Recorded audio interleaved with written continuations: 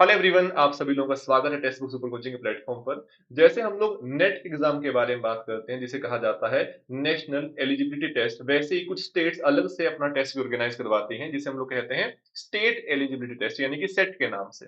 तो वैसे ही एक टेस्ट के बारे में आज हम लोग बात करने जा रहे हैं। आप लोग यहाँ पे देख पा रहे हैं कि नोटिफिकेशन आया है, जो कि Madhya Pradesh public service commission के द्वारा दिया गया है, जिसमें कि पूरी की पूरी जानकारी दी गई है, जो कि सेट 2024 का एग्जाम वो ऑर्गेनाइज करवाने वाले हैं उसके बारे में।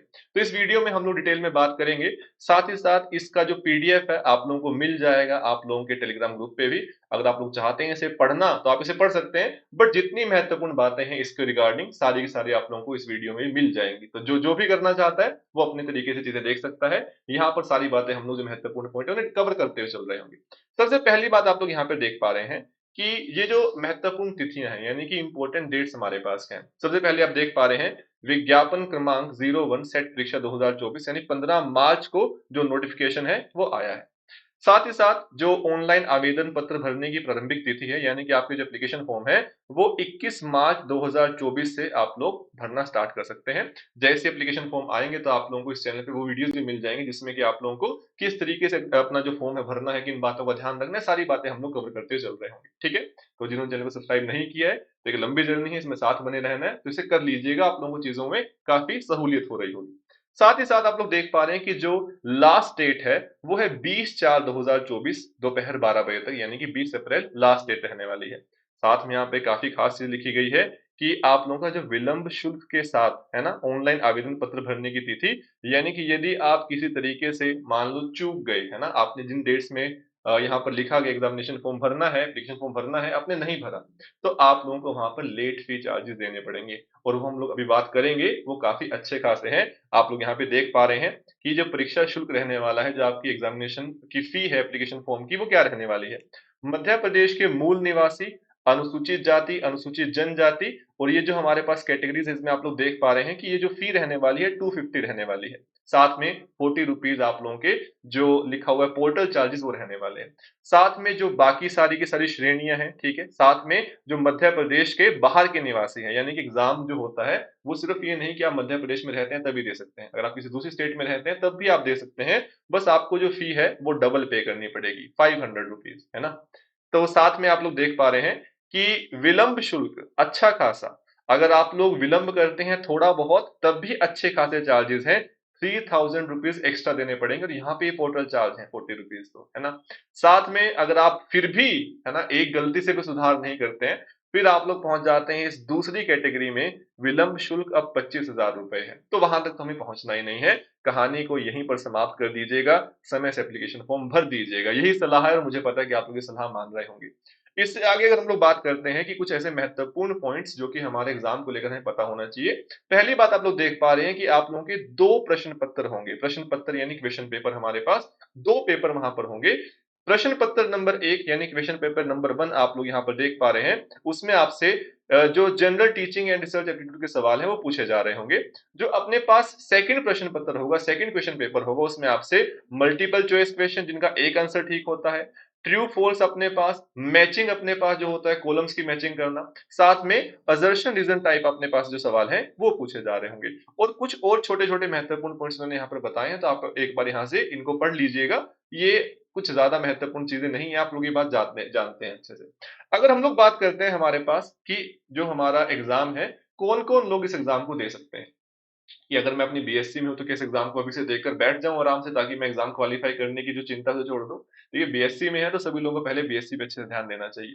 साथ में लिखा हुआ यहाँ पे आप लोग देख पा रहे हैं कि अगर आप लोगों ने स्नातकोत्तर उत्तीर्ण है, अंतिम वर्ष में है, यानी कि आप अपने फाइनल ईयर में है एमएससी के, और साथ में आप लोग अंतिम वर्ष में यानी फाइनल ईयर में है, या फिर थर्ड या फोर्थ सेमेस्टर में है, तो आप एग्जाम दे सकते हैं।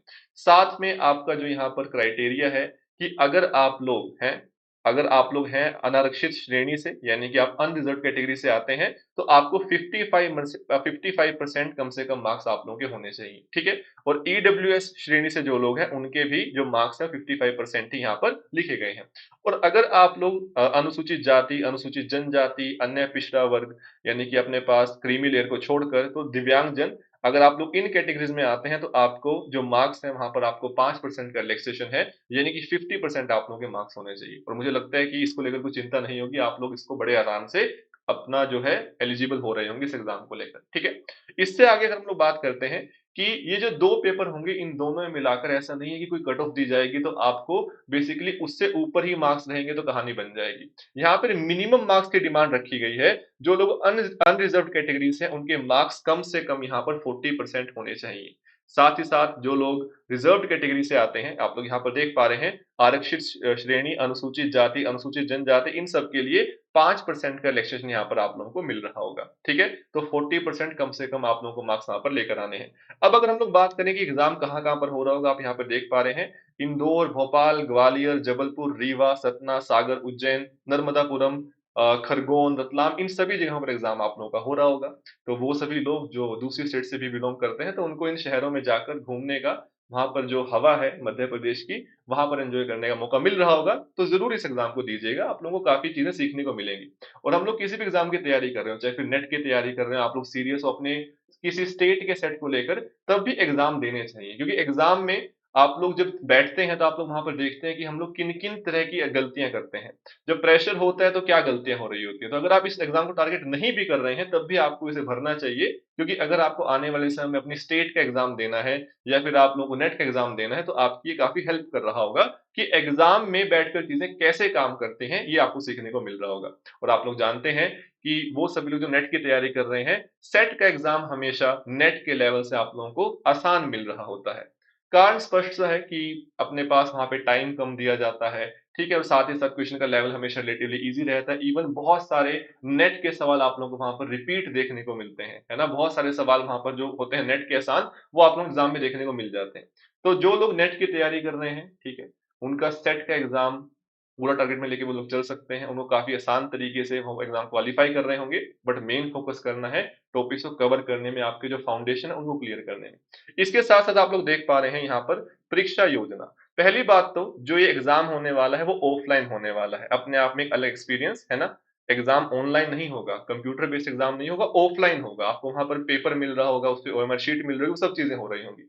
साथ में आपके पास 2 प्रश्न पत्र होंगे। आप लोग देख पा रहे हैं पहला तो आप लोगों का जो जनरल पेपर होगा टीचिंग एंड रिसर्च एप्टीट्यूड में, और अपने पास उसमें 50 क्वेश्चंस होंगे, हर क्वेश्चन 2 मार्क्स का। साथ में जो आपका दूसरा पेपर होने वाला है वहाँ पे प्रश्न पत्र नंबर 2 यानी क्वेश्चन पेपर नंबर 2, तो वहाँ पर उसमें आप लोग देख पा रहे हैं कि 100 क्वेश्चन होंगे 200 मार्क्स के हमारे पास यहाँ पर, ठीक है? और एग्ज़ाम का जो टाइम रहेगा वो 3 घंटे यानी कि 180 मिनट रहने वाला है। आप लोग देख पा रहे हैं कि 100 क्वेश्चन ये और 50 क्वेश्चन ये, यानी 150 क्वेश्चन, 300 मार्क्स और 180 मिनट।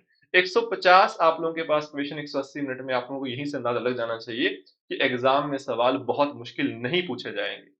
कारण बड़ा स्पष्ट सा है कि अगर आप लोग नेट में बात करते हैं तो एक क्वेश्चन करने के 3 मिनट के आस-पास आप लोगों को दिए जाते हैं। तो क्वेश्चन का लेवल भी वैसा बनाया जाता है। यहाँ पर वो समय जैसे ही कम हुआ तो क्वेश्चन का लेवल ऑटोमैटिकली कम हो जाएगा।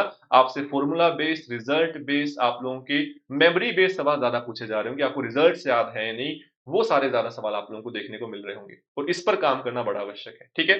साथ ही साथ आप लोग यहाँ पर देख पा रहे हैं कि हर क्वेश्चन के जो मार्क्स होंगे, हम लोगों ने बात कर ही ली कि 2 होंगे। अपने पास यहाँ पर लिखा हुआ है पॉइंट नंबर 4, आप लोग देखेंगे ऋणात्मक मूल्यांकन नहीं किया जाएगा। इसका मतलब है कि नेगेटिव मार्किंग नहीं हो रही होगी, उसकी चिंता आप लोगों को नहीं करनी है। यानी कि आप में से अधिकतर लोग तो सारे क्वेश्चन लगाकर आएँगे ही आएँगे, लगाने भी चाहिए, है ना? तो जिससे कि आप लोग अपना वहाँ पर मैक्सिमाइज़ कर पाएँ कि जितना अटेम्प्ट किया अच्छा है, अगर बाय चांस कहीं पे आप लोगों को गेस भी करना है तो इंटेलिजेंट गेस कीजिएगा, तो वो आप लोग उस तरीके से चीज़ें कर रहे होंगे। हम लोग हमेशा बात करते हैं कि कभी भी सवाल को बिल्कुल नहीं छोड़ते हैं। क्वेश्चंस में हिंट छिपे होते हैं, उन्हें देखना आना चाहिए। क्वेश्चंस में नहीं तो आपके ऑप्शंस में बहुत सारी ऐसी बातें होती हैं जो कि आप लोगों को सही दिशा में लेकर जा सकती हैं, ठीक है? वो सारी बातें हम लोग लगातार सीखते ही रहते हैं, हम लोग अपने लेक्चर्स में बात करते ही रहते हैं, ठीक है? इसके साथ-साथ आप लोग इस प्लेटफ़ॉर्म से जुड़ गए हैं और अगर आप ये वीडियो देख रहे हैं तो चैनल को सब्सक्राइब करना मत भूलिएगा।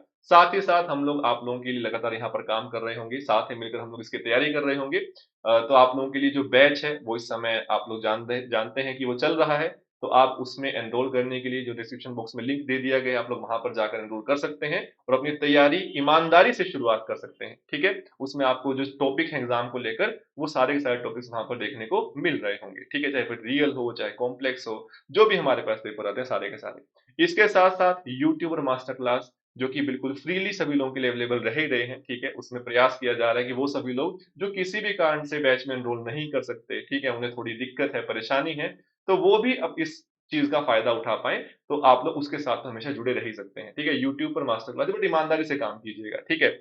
इसके साथ-साथ हम लोग जब बात करते हैं हमारे एग्ज़ाम के बारे में, तो एक चीज़ का हमें हमेशा ध्यान रखना है ना? कि कोई भी एग्ज़ाम हो, वो ऐसा नहीं होता कि ऑटोमैटिकली हम लोग उसे अपने बस शुरू किया, एग्ज़ामिनेशन फ़ॉर्म भरा, वो क्वालीफ़ाई हो जाएगा, नहीं। हर एग्ज़ाम कुछ चीज़ें डिमांड रखता है, जैसे हम लोगों ने बात की आज कि क्या-क्या चीज़ें हमारे पास एग्ज़ाम में डिमांड की जा रही हैं कि ये टॉपिक्स आपको आने चाहिए, ये चीज़ें वो पूछेंगे, ऑफ़लाइन एग्ज़ाम होने वाला है, सारी बातें हमें ध्यान रखनी है कि मुझे एग्ज़ाम को अपने टारगेट को लेकर चलना है और फिर उस रास्ते पे चलना है, जो कि हमें इस दिशा में लेकर जा रहा है, रास्ता नहीं भटकना है। एग्ज़ाम हमें पता है कि हमारा एग्ज़ाम डिमांड क्या करता है, हमारे पास ये टॉपिक्स हमें पढ़ने हैं, उन टॉपिक्स को पढ़ना स्टार्ट करना है, आपके पास जो यूट्यूब पर लेक्चर्स अवेलेबल हैं, उन्हें देखना स्टार्ट करना है, एक-एक करके जो डाउट्स आते हैं, उन्हें दूर करते हुए चलना है। प्रीवियस ईयर क्वेश्चन के सेशन हम लोग रख रहे होंगे सेट को लेकर, जितने भी डिफरेंट आप लोगों के स्टेट्स हैं, चाहे फिर वो एचपीएससी का एग्ज़ाम हुआ हो कभी, चाहे एमपीपीएससी का कोई एग्ज़ाम हुआ हो, एचपीपीएससी का कोई एग्ज़ाम हुआ हो, हर एग्ज़ाम में से जो सवाल ऐसे अक्सर पूछ लिए जाते हैं, उनको हम लोग साथ में सोल्व कर ही रहे होंगे मिलके। तो मुझे उम्मीद है कि सारी बातें आप लोगों तक पहुँच गई हैं। तो जिन्होंने अभी तक वीडियो को देखा है, मुझे उम्मीद है कि सारी बातें क्लियर हो गई होंगी, बट स्टिल कोई डाउट बचता है, कोई आप लोगों के मन में सवाल है, तो आप लोग नीचे जो कमेंट्स बॉक्स है, वहाँ पर सवाल पूछ सकते हैं, कमेंट्स आप लोग कर सकते हैं और वहाँ पे टीम आपको बहुत जल्द से जल्द रिप्लाई कर रही होगी और अगर आवश्यकता हुई किसी दूसरी वीडियो की, तो हम लोग वो भी बना लेंगे, आप लोगों के जो भी सवाल है, ठीक है? इसी उम्मीद के साथ कि आप लोगों की सारी बातें क्लियर हो गई होंगी, आप लोग अपनी तैयारी पूरे जोश के साथ शुरू कर देंगे और साथ ही साथ आपने चैनल को सब्सक्राइब भी कर लिया होगा, तो हम लोग आज का सेशन यहीं पे रोकते हैं। बहुत-बहुत धन्यवाद। Thank you so much and all the best to everyone.